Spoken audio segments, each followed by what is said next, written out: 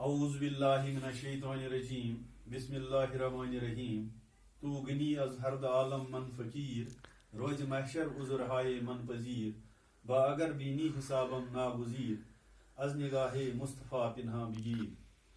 علامہ اقبال رحمۃ اللہ علیہ. عزیز طلبہ و طالبات، آج میں نے 11th اور 12th کلاس کے طلبہ و طالبات کے لیے ایک ٹاپک، کمبائنڈ ٹاپک چنا ہے، علامہ اقبال کی سوانح حیات اور ان کا شاعری کارنامہ.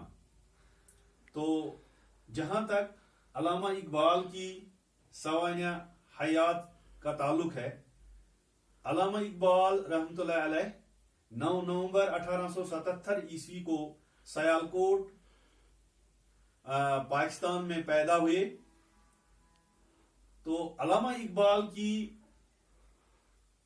سن پیدائش کے بارے میں پہلے اختلاف تھا، کیونکہ آپ جانتے ہوں گے کہ کئی جگہ پہ کتابوں میں 9 نومبر 1875، کسی جگہ پہ 9 نومبر 1876 اور کسی جگہ پہ آپ دیکھتے ہیں 9 نومبر 1877. لیکن اس کنفیوژن کو 1971 میں دور کیا گیا جب اس وقت کے پاکستان کے وزیر اعظم ذوالفقار علی محمد بھٹو نے ایک علماء اور ادیبوں کا ایک اجلاس بلایا، اور یہ اجلاس 3 دن جاری رہا، اور 3 دن کے بعد علماء اور ادیب متفق ہوئے اور اس بات پر متفق ہوئے کہ علامہ اقبال 9 نومبر 1877 عیسوی میں سیالکوٹ پاکستان میں پیدا ہوئے ہیں. تو اس کی طرف اشارہ کیا ہے علامہ پنڈت جگن ناتھ آزاد نے اپنی کتاب فکر اقبال کے بعض اہم پہلو میں بھی. تو علامہ اقبال رحمۃ اللہ علیہ 9 نومبر 1877 عیسوی میں سیالکوٹ پاکستان میں پیدا ہوئے. آج سے 250 سال پہلے آپ کے آبا و اجداد کشمیر سے ترک سکونت کر کے سیالکوٹ چلے گئے تھے. آپ کا تعلق سپروگوت نامی پنڈت خاندان سے تھا.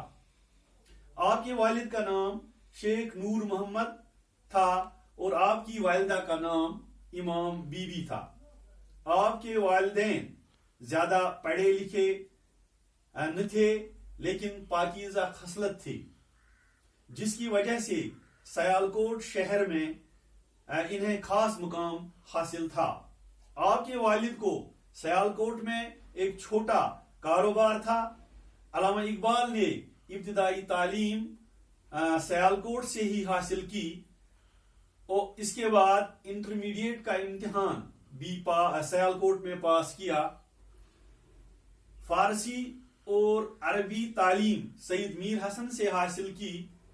انٹرمیڈیٹ کا امتحان پاس کرنے کے بعد لاہور کالج میں داخلہ لیا اور وہاں پہ BA اور MA کی ڈگریاں حاصل کی. لاہور کالج میں پروفیسر آرنالڈ کی رہنمائی حاصل رہی، جس کی وجہ سے آپ کی علمی دنیا جو ہے زیادہ روشن رہی.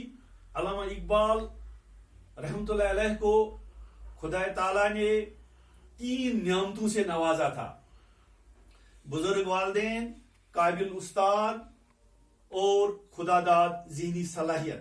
یہ تینوں چیزیں مل کر علامہ اقبال کا قسمت جگانے میں معاون رہیں. 1905 میں آپ لندن گئے اور وہاں سے بیرسٹری اور PhD کی ڈگریاں حاصل کی. جب وطن واپس آئے تو بحیثیت مدرس کام کرنے لگے اور اس کے ساتھ ساتھ وکالت بھی کرتے رہے. آخرکار ان دونوں پیشوں کو ترک کیا اور علم و ادب کی خدمت میں لگ گئے اور بہت سی کتابیں لکھی. علامہ اقبال کو بچپن سے ہی شعر و شاعری کا شوق تھا. اس بات کا اندازہ اس طرح سے لگایا جا سکتا ہے کہ لاہور میں 1926 میں جب انجمن حمایت اسلام کے ذریعے ایک مشاعرہ بلایا گیا جس کی صدارت اس وقت کے چوٹی کے شاعر ارشد گزرگانی کر رہے تھے.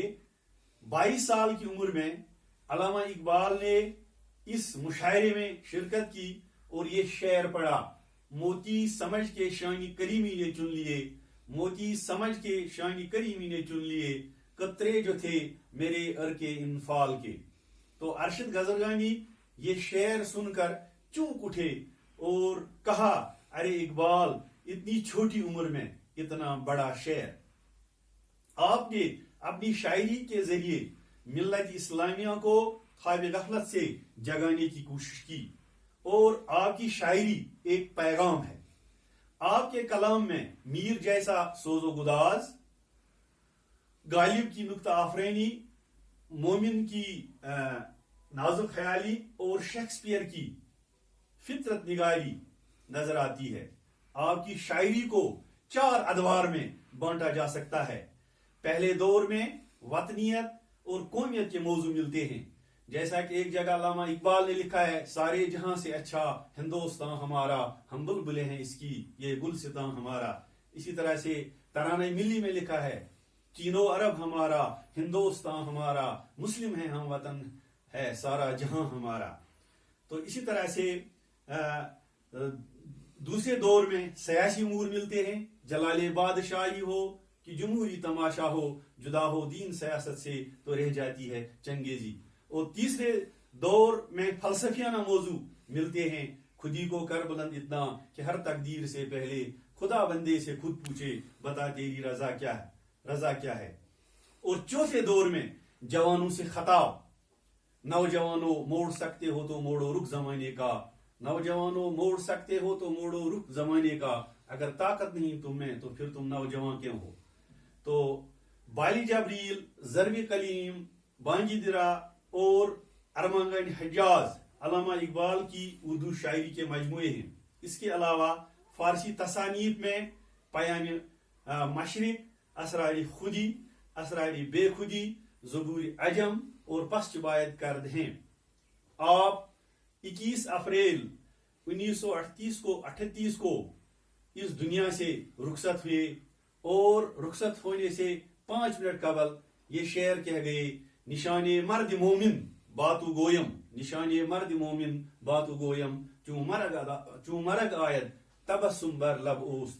اور آج کل لاہور کی شاہی مسجد کے پہلو میں اپنی ابدی نیند سو رہے ہیں. تو یہ جانکاری میں نے آپ کو علامہ اقبال کے بارے میں آج دے دی.